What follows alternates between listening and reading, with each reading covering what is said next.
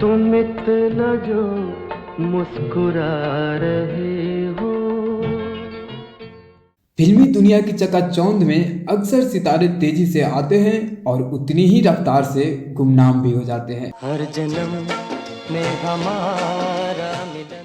आज हम ऐसे एक्टर की बात करने जा रहे हैं जो फिल्मी दुनिया का एक गुमनाम सितारा बनकर रह गया। झुकी झुकी सी नजर बेकरार है।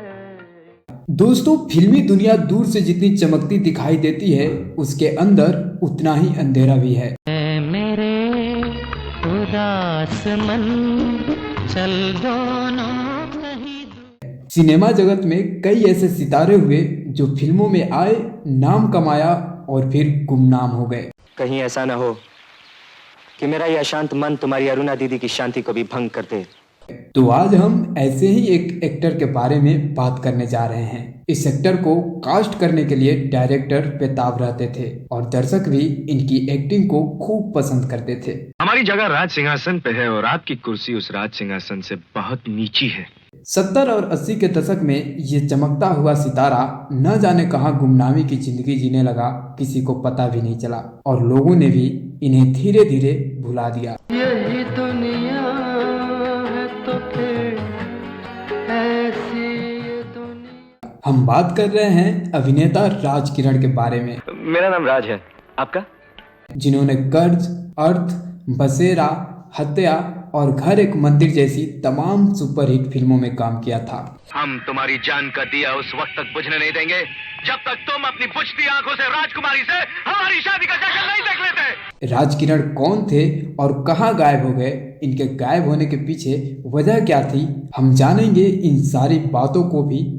आप बने रहिए हमारे साथ। तुम्हारा प्यार चाहिए मुझे जीने। नमस्कार, मैं हूं दिवाकर और आप सुन रहे हैं कुछ सुनहरी यादों के साथ रियल जून।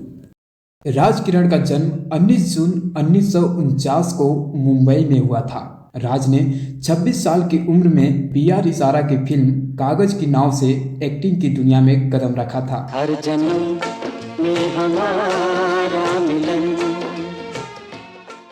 पहली ही फिल्म से राज ने अपनी तगड़ी फैन फॉलोइंग बना ली थी। आलम यह था कि इनके बाद इनकी जो भी फिल्में आती थी वो सारी की सारी हिट होती थी।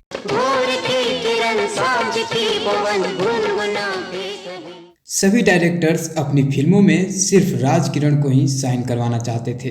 राज किरण लगातार फिल्में कर रहे थे। साल 1980 में उनकी कर्ज समेत कुल 8 फिल्में बैक टू बैक रिलीज हुई। पूजा जी, अगर ये हाथ ऊंचा नहीं उठाऊं तो ये कुर्ता जो यहाँ से फटा हुआ नजर तो नहीं आएगा ना? जिस झूठ से किसी को नुकसान ना हो और किसी को फायदा होता हो, वो झूठ ना तो झूठ है और ना ही जुर्म। ओके? आश्चर्य की बात तो ये है कि देखते ही देखते राज किरण ने फिल्मों के मामले में सेंचुरी मार ली थी और उन्हें खुद इस बात का पता भी नहीं चला था। बुलंदी और तेरी मेहरबानियों जैसी उनकी कई फिल्में लंबे समय तक सिनेमाघरों में चलती रही थी। फिल्म अर्थ में उनकी अभिनय को काफी सराहना भी मिली थी। राज किरण को उस जमाने का सुपरस्टार कहना बिल्कुल भी गलत नहीं होगा, लेकिन ये सितारा कब सबसे दूर हो गया, किसी को इस बात की भनक भी नहीं लगी। तेरी मंजिल ये नहीं कोई और।